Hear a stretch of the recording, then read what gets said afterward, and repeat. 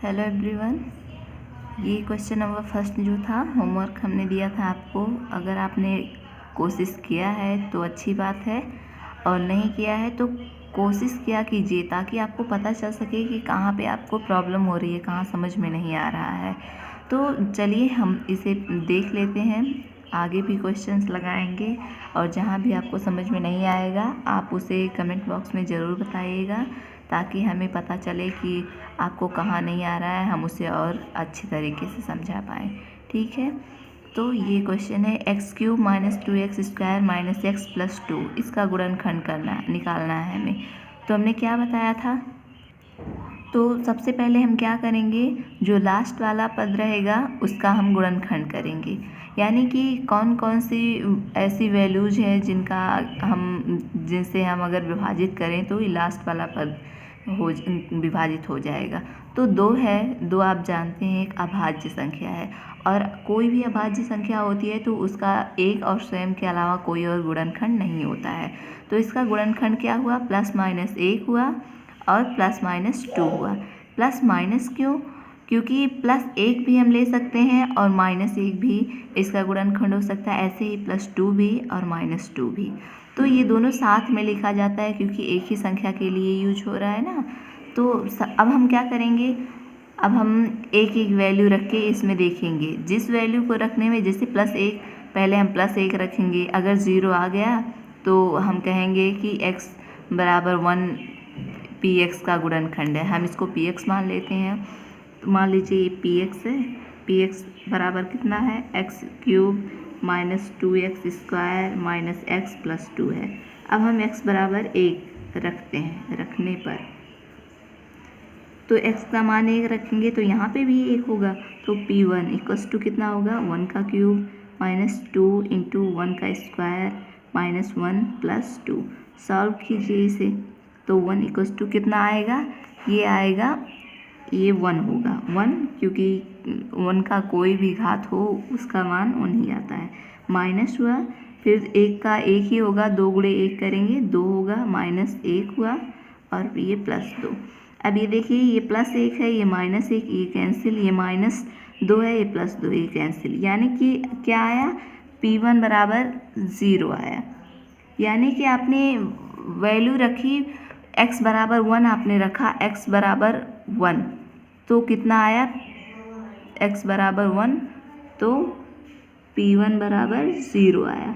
यानी p1 बराबर, तो हमने क्या बताया था गुणनखंड प्रमेय में कि कोई भी रैखिक समीकरण आप लेते हैं, अगर उसे हम उसका शून्यक निकालते हैं, हम रैखिक समीकरण का, उसे जब हम px जो बहुपद दिया होता है उसमें रखते हैं, तो अगर p1 या जो भी शून्यक, यहाँ 1 की जगह 2, 3 कुछ भी हो सकता है, अगर 0 आ जाए तो हम कहते हैं कि x बराबर 1 उस बहुपद का गुणनखंड है। x बराबर 1 कीजिए, या फिर ये इधर प्लस है, इधर ले आइए पक्षांतर करके, तो x - 1 क्या हुआ, px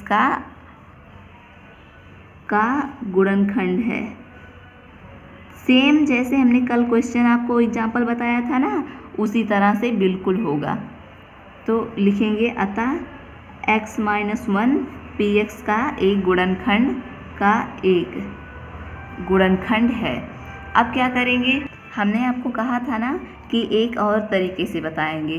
तो सबसे पहले क्या था, देखिए जब हमने आपको क्वेश्चन बताया था तो यहाँ तक करने के बाद ये इस विधि से हमने बताया था कि जैसे x - 1 इस बहुपद का गुणनखंड हुआ, तो हमें इस तरह से इसको विभाजित करना है कि सभी में से कॉमन x - 1 ही निकले। अब हम दूसरा क्या कर सकते हैं, दूसरा हम कर सकते हैं, जैसे आपने एक गुणनखंड हमें मिला x - 1, सिर्फ आपने कितना रखा था, x बराबर 1। अब हम x बराबर -1 रख के देखते हैं क्या आता है। तो ये क्या लिखेंगे, x बराबर -1 रखने पर तो कितना होगा, p - 1 = 1 का क्यूब, x³ था ना, तो यहाँ -1 का क्यूब, -2 × 1 का x का स्क्वायर था तो -1 का स्क्वायर, -x था तो -1 + 2, यही था। अगर p - 1 रखने पर भी ये 0 आ जाता है तो हम कहेंगे x बराबर -1 भी इसका एक गुणनखंड है। तो हम सॉल्व करते हैं, हमने आपको बताया था कि जब यहाँ माइनस है किसी भी संख्या के साथ और उसका घात जो है वो विषम है तो हमेशा ये संख्या माइनस के साथ आएगी। -1 और फिर ये माइनस हुआ और यहाँ पे प्लस है और घात सम है तो यहाँ तो +1 आएगा। 2 × 1 कितना होगा? 2 होगा। अब हमने बताया था माइनस गुणे और माइनस का गुणा माइनस में होता है तो हमेशा प्लस आता है। +1 हुआ और ये +2 तो पहले से है। फिर से देखिए p-1, अब ये -1 और ये +1 ये कैंसिल, ये -2 ये कैंसिल, यानी p बराबर आपने -1 रखा तब भी 0 आ गया। तो हम क्या लिखेंगे?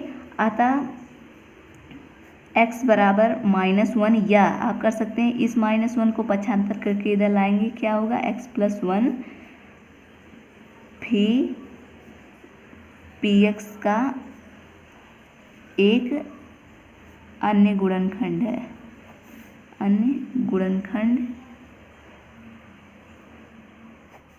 गुणनखंड है। अब देखिए हमने बताया था कि जब आप गुणनखंड करते हैं तो जितनी घात होती हैं उतने गुणनखंड आते हैं। तो ये 3 घात का बहुपद है ना, तो यानी 3 गुणनखंड आएंगे। पहला गुणनखंड हमें क्या मिला? पहला मिला x - 1, दूसरा मिला x + 1। अब हम तीसरा निकालने के लिए अब हम x बराबर +2 रखते हैं। +2 रखने पर तो यहाँ क्या होगा? x के यहाँ 2 होगा, फिर 2 का क्यूब, क्योंकि x³ है ना, 2 का क्यूब हुआ, -2 × x² था, 2 का स्क्वायर होगा, -2 होगा +2। अब ये हुआ कितना?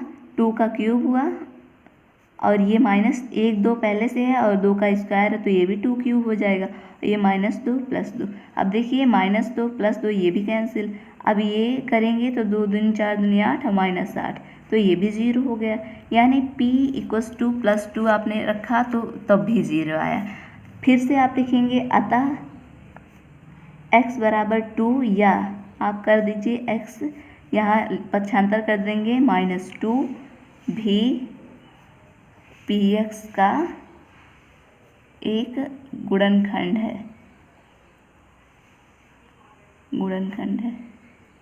अब देख रहे हैं ना, पहला हमें गुणनखंड कितना मिला? x - 1, दूसरा मिला x + 1, तीसरा मिला x - 2। हमने बताया था कि अगर 3 घात है तो 3 गुणनखंड मिलेगा, 4 घात है तो 4 गुणनखंड। तो ये जो बहुपद है इसमें कितना घात है? सिर्फ 3 है, तो 3 गुणनखंड तो हमें मिल गया। लेकिन हमें यहाँ पे देखिए +-1 था, +-2, अभी -2 बाकी है। अब आप कोई भी संख्या अगर 2 की जगह 20 दिया होता तो सबसे पहले आप उसका गुणनखंड निकालते। अलग अलग वैल्यू रख के देखिए, अगर आपकी 3 वैल्यू पहले आ गई तो समझ लीजिए बाकी आप कुछ भी रखेंगे वो 0 नहीं आएगा। तो चेक करने के लिए हम x बराबर -2 रख के देख लेते हैं। रखने पर तो p -2 होगा, यहाँ -2 का क्यूब क्योंकि x³ था, ये 2 - 2 का स्क्वायर, फिर माइनस ये -2 + 2। अब हम सॉल्व करते हैं तो ये -8 होगा और ये ये तो प्लस होगा क्योंकि घात सम है, तो 2 दूनी 4 और ये -8 होगा और ये माइनस का +2 होगा और +2। तो 8 8 हमने कहा था जब माइनस माइनस सेम संख्याएं होती हैं तो ये माइनस 8 8 -16 हो गया और +2 2 4, तो घटाएंगे कितना आएगा? -12। देखिए हमने कहा था ना कि 3 गुणनखंड मिलने के बाद अगर घात 3 है और स्टार्टिंग में ही आपको 3 गुणनखंड मिल गए तो बाकी कितने भी वैल्यू आपके गुणनखंड उस लास्ट टर्म के हों कुछ नहीं मिलेगा आपको। तो आप लिखेंगे अतः बहुपद px के गुणनखंड x - 1, x + 1 तथा x + 2 है। ये हुआ आपका आंसर। आप ऐसे भी कर सकते हैं, गलत बिल्कुल नहीं होगा। और पहला ये इस तरीके से हमने बताया था बीच वाली संख्याओं को विभाजित करके, और दूसरा हमने इस तरीके से बताया। ये 2 तरीके से हम सॉल्व कर सकते हैं। तो देखिए पहला क्वेश्चन हमने इस तरीके से बता दिया। अब दूसरा एक क्वेश्चन हम और आपको बता देते हैं। ये क्वेश्चन नंबर 3 क्या है, x³ + 13x² + 32x। तीसरा क्या है, x³ + 13x² + 32x + 20। ये है, इसका गुणनखंड करना है। तो ये जो दूसरा तरीका हमने बताया ये तो बहुत ईजी था। तो हम एक बार फिर से पहले तरीके से देख लेते हैं, ताकि अगर वो आपको समझ में ना आया हो तो आपको समझ में हुआ आ जाए अच्छे से। और तो उसके लिए भी सबसे पहले क्या करना होता है, सबसे पहले जो लास्ट वाला टर्म होता है उसका हमें गुणनखंड निकालना होता है।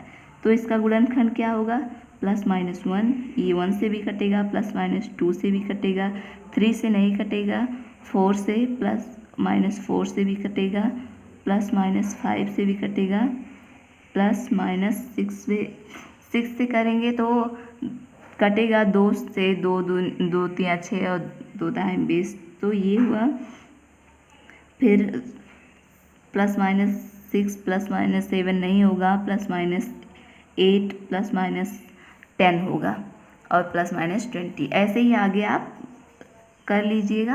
अब हम इतना रख के चेक करते हैं। तो सबसे पहले आप क्या रखेंगे, देखिए ये इसमें सारी की सारी वैल्यू जो है सब में प्लस है। तो यानी इसका मतलब क्या हुआ कि हम यहाँ पे प्लस रखेंगे। अगर मान लीजिए +1 रखते हैं तो सभी जुड़ जाएंगे।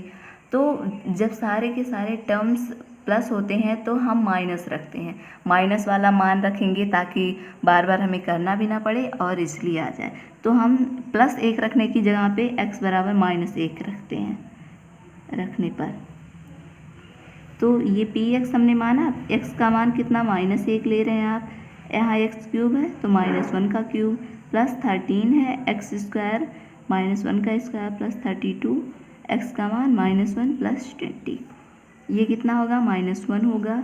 ये प्लस है तो ये +13, क्योंकि यहाँ +1 आएगा, 13 × 1 कितना होगा, 13 ही होगा।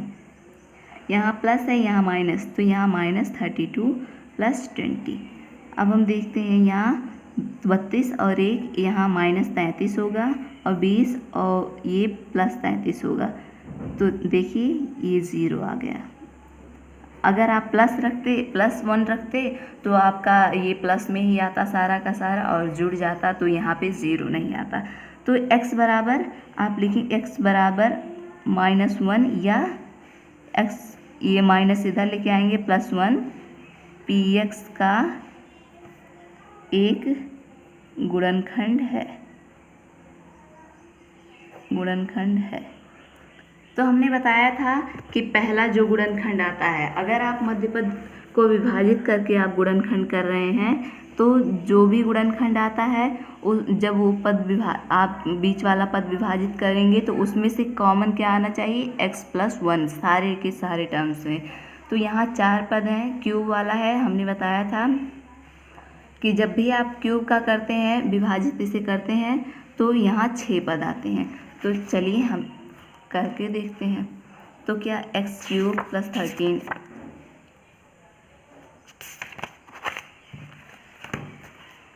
है क्या, x³ + 13x² + 32x + 20 था। हमने कहा था आपको कि पहला और लास्ट वाले पद को आप बिल्कुल कुछ नहीं करेंगे, सिर्फ बीच के पद जो हैं उसी में हमें करना है। तो क्या होगा, x³ को आप ऐसे ही रहने देंगे। तो हमें x+1 लाना है। तो x+1 हमें लाना है, तो उसके लिए अगर हम x² निकालते हैं तो यहाँ क्या होगा, x² का आप गुणा करेंगे तो x³ + x², यानी क्या कर सकते हैं, यहाँ पे +x² कर दीजिए और यहाँ पे 12x कर दीजिए x²। तो यहाँ पे 1 है, हमने कहा था जब समान चर होते हैं और समान घात होता है तो ये +1 और ये 12 1 13। तो इस 13x² की जगह पे हमने इतना लिख दिया, क्योंकि हमें विभाजित करना है ना। और यहाँ से जब आप कॉमन लेंगे तो x+1 आएगा। अब देखिए यहाँ पे 12 हुआ है। अब करना क्या है, यहाँ पे किसी भी तरीके से आपको 12x कॉमन लेना है। तो आप 12x कॉमन लेंगे तो यहाँ x+1 उसके लिए क्या होना चाहिए, देखिए ऐसे ही आप बिल्कुल कीजिएगा जिससे आपको यहाँ पे बिल्कुल कन्फ्यूजन ना हो। यहाँ पे आप 12x यहाँ पे कॉमन लेंगे तो यहाँ x+1 होगा, तो यानी कि जब आप ये अंदर गुणा करेंगे तो 12x² प्लस ये 12x, यानी कि इतना होना चाहिए तभी आपका कॉमन लेने पे x+1 आएगा। तो यहाँ पे आप इसको तो ऐसे ही रहने देंगे, यहाँ पे बस 12x कर दीजिए। अब क्या करेंगे, 32, देखिए 32x था, 32 में से 12 गया, कितना बचा, 3 में से गया 2, 20 बचा ना। अब यहाँ पे आपको बिल्कुल कुछ नहीं करना है, 32x की जगह ये देखिए हो गया, अब +20 तो ऐसे ही रहने देंगे। अब आप कॉमन लेंगे दो पदों में से, तो आप देखिए आसानी से x+1 आ जाएगा। यहाँ x² कॉमन लीजिए, x+1, देखिए यहाँ से x² निकला तो सिर्फ x बचा, और यहाँ पे x² पूरा कॉमन गया तो यहाँ 1 बचा। अब यहाँ पे कॉमन क्या लेंगे, 12x हमने यहाँ भी करके दिखाया ना आपको, तो 12x कॉमन लेंगे तो यहाँ x निकल गया है, x बचा, प्लस ये पूरा गया है तो यहाँ 1। अब यहाँ से क्या करेंगे, 20 कॉमन ले लेंगे तो यहाँ x बचा, प्लस ये पूरा 20 कॉमन गया तो कितना बचा, 1। तो देखिए अब सारे पदों में कितना कॉमन है, x+1 कॉमन है ना। बचा क्या x+1 के बाद, x² प्लस 12x प्लस 20। देखिए ये गुणनखंड था उस बहुपद का ना, तो पहला गुणनखंड निकल गया।